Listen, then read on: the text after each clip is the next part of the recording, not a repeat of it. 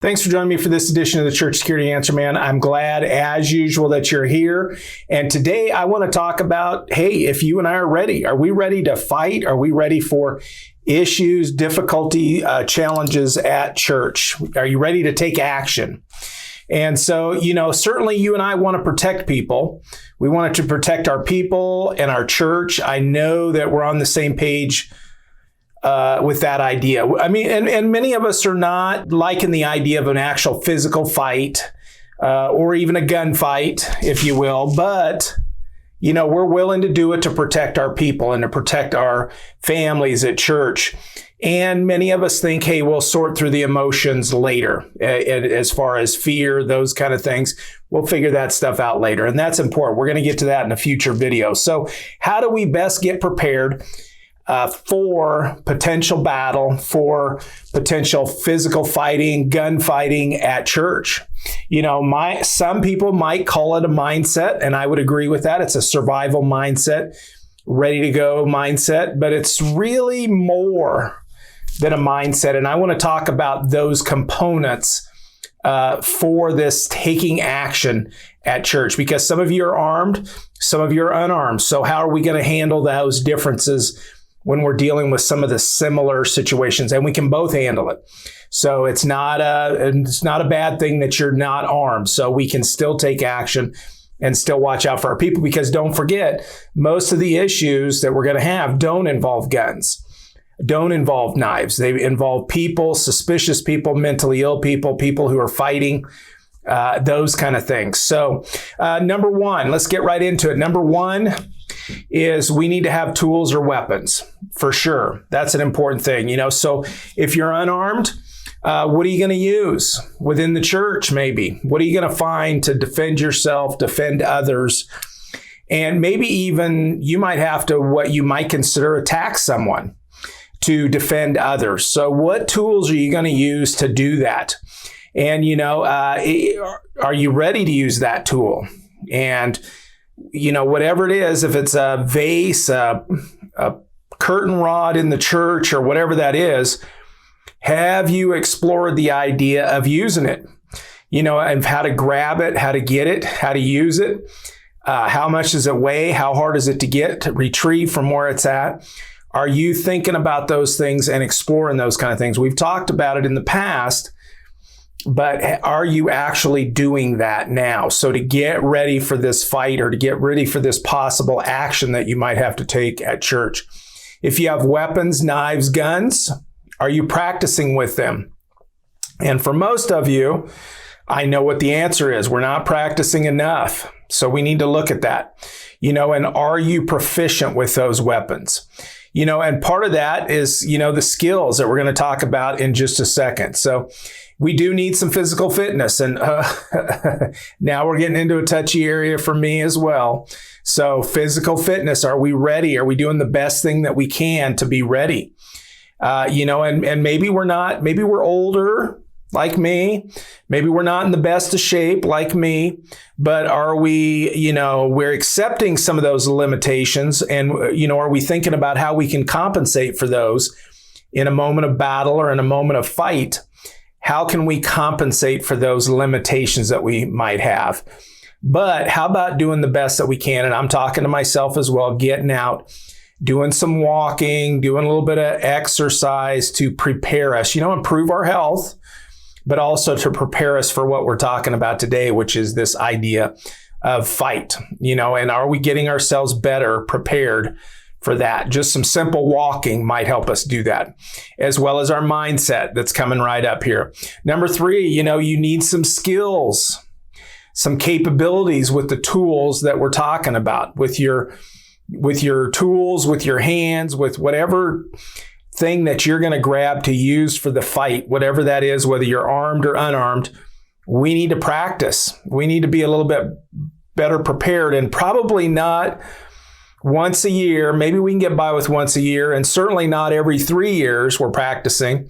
We need to be doing these things more often, but you need to get good with those tools or those weapons or whatever you're going to use to defend yourself or engage the fight, if you will. If it's a gun, we need to practice, and that means practicing carrying the gun, means practice holstering the gun and drawing the weapon. And it means certainly practicing firing it. All of those are important things, that we're used to carrying it, that we're ready to draw it, and we can do it and be, just secondary nature to us to be able to draw that thing and use it, be ready to come up on target and engage the target. So we need to be good at that. And certainly firing, from a standing position, but also practicing from a kneeling position or from behind cover. Get something that's similar to the seating at your church. So if it's pews, then find a box that's about the same height as the pews so you can practice shooting around it. If it's chairs, get a similar chair to what you have, similar height, something that's similar that you could accidentally shoot if it happened, a box that's that high and that size, or an old chair, and practice shooting from behind that. And so, and you also want to practice drawing from those positions. We've talked about it before. I've got a fat roll that when I sit down, that hinders my ability to draw that firearm. So I need to be practicing that. So find some time at home in a seated chair, unload that firearm, have somebody check to make sure it's unloaded, double check it, triple check it to make sure it's unloaded, and then do some practicing of drawing that gun while you're seated in a similar position to what you might be at church, and or wearing similar clothing to what you normally wear. If you wear a suit at church, you should be practicing drawing and shooting and those kind of things with a suit on. And we're not going out to the range in a t-shirt, when in actuality, we're actually wearing a suit when we have our gun with us or our weapons with us. So we're practicing. We're not perfect. And this also helps us when you're working on your weapons, when you're practicing, it also helps you see your limitations. Like I know, for instance, that at 50 feet, my accuracy starts to decline a bit. I'm great up to 50 feet. I'm very confident, but when I get close to that 50-foot distance mark, my accuracy begins to taper off. So I want to know that, because then I know that if it's a tight situation that I'm shooting into, lots of people around, I probably need to move closer or move forward on that target. If it's not, then I know that I've got a little room to spare, whatever that looks like for you. But knowing our limitations, I think, is just as important in getting to know our tools. If you're not carrying a firearm, you're grabbing something else at the church to use to defend that you've seen and you've practiced with. You need to know how heavy it is, how hard it is to retrieve from where it's at. Maybe it's a curtain rod or something. How hard is it for you to get that out and begin to use it, And so, if you're using other tools, sticks, curtain rods, vases, chairs, whatever those tools are, we need to spend some time with those. And I'm trying to say that in different ways, but maybe you get a mock-up of those tools. Maybe I go to a yard sale and find a curtain rod similar, or a vase similar, or a chair similar, and I practice using that and practice defending myself. That would be an ultimate skill building exercise, and I tell people that get some kind of defense spray. I tell them you should buy 2 of those. If you're going to have self-defense spray carried in your purse or something, you should have one that's you're carrying, but you should have one that you practice with, so you know how far it sprays and how big the spray is as it comes out of the canister. So same thing with this stuff. Try to find something similar and practice with that. Give yourself, your mind, some material to see how heavy it is, how you're going to use it, those kind of things. So duplicate item somewhere can help us to practice and get prepared. And maybe there's an old one maybe there's an old broken chair that's already being discarded from the church, so we can use that to practice with and improve our skills, and maybe you can get some advice, some fighting advice, some ground fighting advice, all those kind of things. Find some places. There's all kinds of stuff online to give you some of that material and advice. And we certainly try to give you advice where our expertise lends to this kind of information. Next, you need to know what to do, and some might call these tactics. What are your tactics going to be? Whether it's tactical ground fighting or fighting skills, gun battle skills, or even tactics of approaching a suspicious person. Are you working on those kind of things? Are you trying to practice that? Get some advice, have some discussion on those kind of things. Are you ready to run towards a gunfight? A gunfight breaks out at church. Somebody begins to shoot. Are you prepared to begin to run towards it? Our natural instinct is to run away from it and find cover and seek shelter. But especially if you're armed, are you ready to run? Even just a fight breaks out and you're an unarmed security person at church, are you ready to go to that fight and try to minimize that, or try to make sure your people are safe in that situation, And part of that is, are you thinking tactically in your approach to a suspicious person? I mentioned that a moment ago. To a suspicious car, to a suspicious person. Maybe somebody's walking away from you and go around a corner. Do you know how to tactically take those corners wide as you go around the building so that somebody can't attack you as you go right around the corner tightly? You want to be taking those things wide. Those are the kind of things we want to think about. And how is your survival mindset? That's certainly important, very important. Is your emotional health ready for action?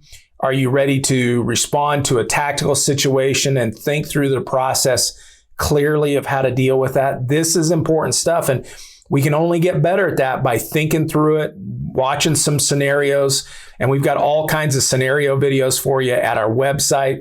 And so you can go over there and think through those and think through the process and practice for your mind's sake. So, and these are the things that I want to be challenging you today. These 5 topics that we're talking about, I want to challenge you to get better, to help you be ready to take care of yourself, but also to protect others.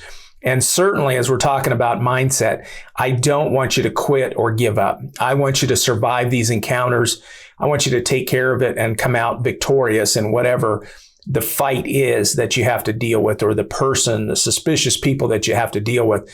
I want you to be safe and victorious through these situations.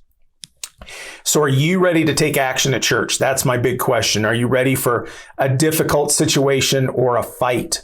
That's the important topic of this quick video. So, and as you evaluate that, what are you going to do to get better prepared for it? That's what we're talking about. That's what I'm challenging you to do. What are the things that you can do to get better?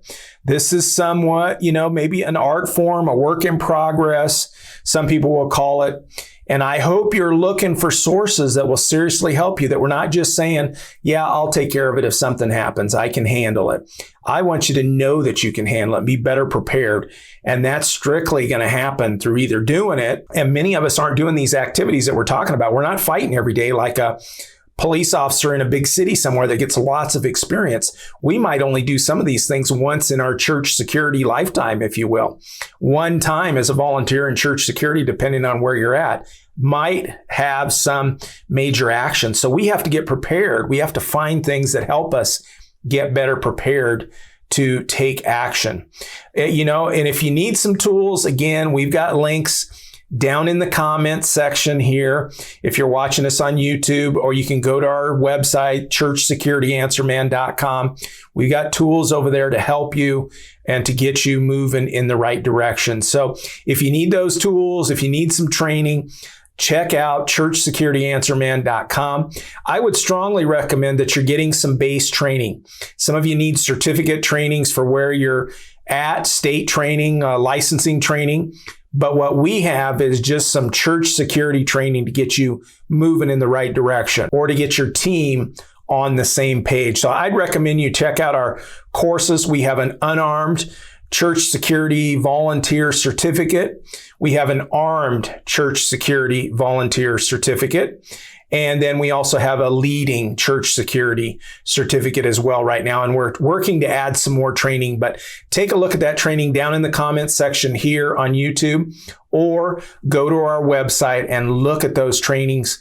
Get some training for yourself, some basic training, and get some training for your team. You can each as individuals take this training, and it's all the same. Then you can come back together and have the same reference material, the same terminology, all of those kind of things. And you can find that again in the links down below, or at our website, churchsecurityanswerman.com. Please like and subscribe to this video. We want you a part of our community. I want to hear from you. I would like your comments here sent to me, comments down in the comment section below here in YouTube. And, I would like you to be subscribed so that you get our notices and you're part of our community, because we're all helping each other, leaving comments, sharing experiences, those kind of things. And I hope you're working hard to better prepare to fight, and that fight that might come to your church. And I'm certainly all about that. That's why we do what we do, why our team works to put these things together for you, is I want you to be prepared. So leave me a note, leave me a comment. And if there's something you need, put that down here in the comments section, and we'll work to provide you information and put it together if we don't already have that. And until we meet again in the next video, I hope you have a safe and secure week.